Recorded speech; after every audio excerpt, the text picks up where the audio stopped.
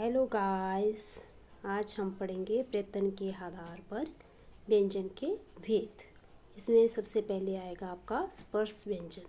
स्पर्श उन व्यंजन ध्वनियों को कहते हैं जिनके उच्चारण में मुख विवर में कोई दो अवयव, दोनों ओष्ठ और या नीचे का ओष्ठ और ऊपर के दांत या जीभ की नोक और दांत एक दूसरे को स्पर्श करते हुए बाहर निकल जाते हैं, उसे हम स्पर्श व्यंजन कहते हैं।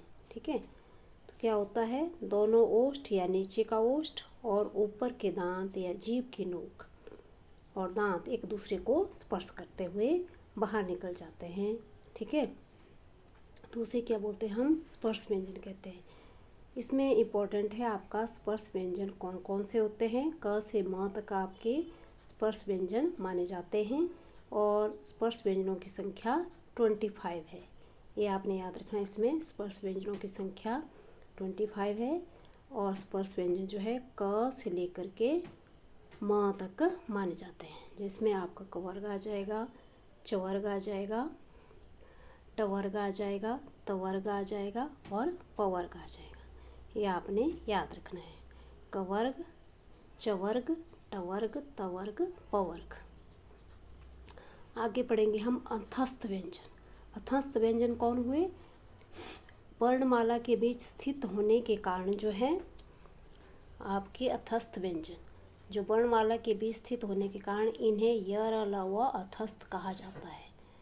ये वर्णमाला के बीच में स्थित होते हैं ना, य र ल व श श ह। ठीक है, तो य र ल व क्या होते हैं, अथस्थ व्यंजन होते हैं। इन व्यंजनों का उच्चारण जो है श्वास का अवरोध बहुत ही कम होता है। जब हम इनका उच्चारण करते हैं तो श्वास जो है बहुत कम आता है। इनकी संख्या 4 है। कौन कौन से हैं, य र ल व। ठीक है, इसमें ये आपने याद रखना है, य और व अर्ध स्वर भी कहलाते हैं। य व अर्ध स्वर भी कहलाते हैं। आगे है स्पर्श संघर्षी। जिन व्यंजनों के उच्चारण में कोई दो उच्चारण अवयव एक दूसरे को स्पर्श करके प्रश्वास के निकलने में आंशिक रुकावट उत्पन्न करते हैं और जिससे निकलने के लिए कुछ संघर्ष भी करना पड़ता है, उन्हें स्पर्श संघर्षी कहा जाता है। जैसे च, छ, ज, झ। ठीक है, ये है आपके स्पर्श संघर्षी। आगे आपके संघर्षी व्यंजन।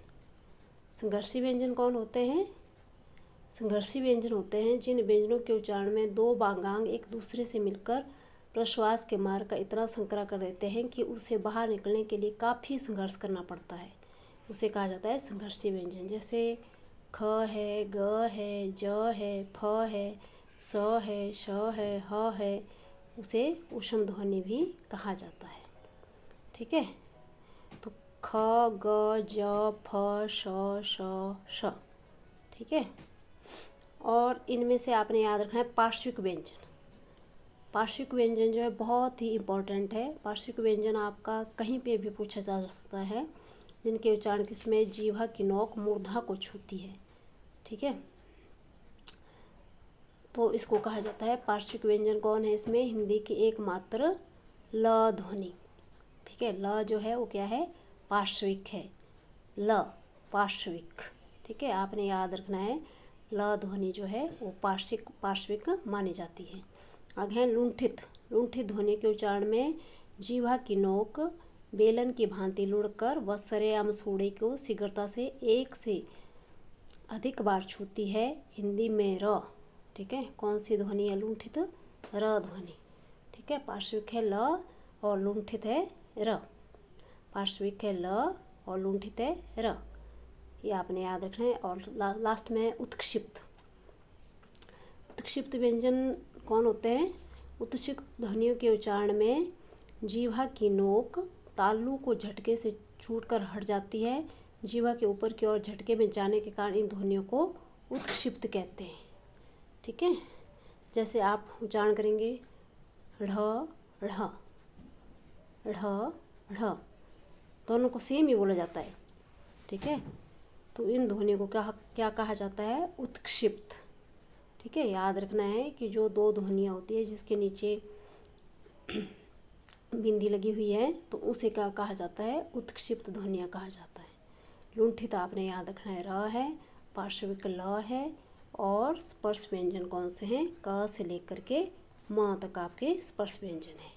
ये आपने याद रखना है कि कौन जो है कहाँ कहाँ पे स्थित है। ठीक है, स्पर्श कौन सा है, संघर्षी कौन सा है। ठीक है, और इसमें आपको इम्पोर्टेंट है, एक तो है आपका स्पर्श संघर्षी, एक है स्पर्श व्यंजन। स्पर्श व्यंजन जो मैंने आपको पीछे करवाया क से लेकर के म तक। ठीक है, इतना आपने आज याद रखना है, बाकी हम करेंगे कल। Thank you, bye bye.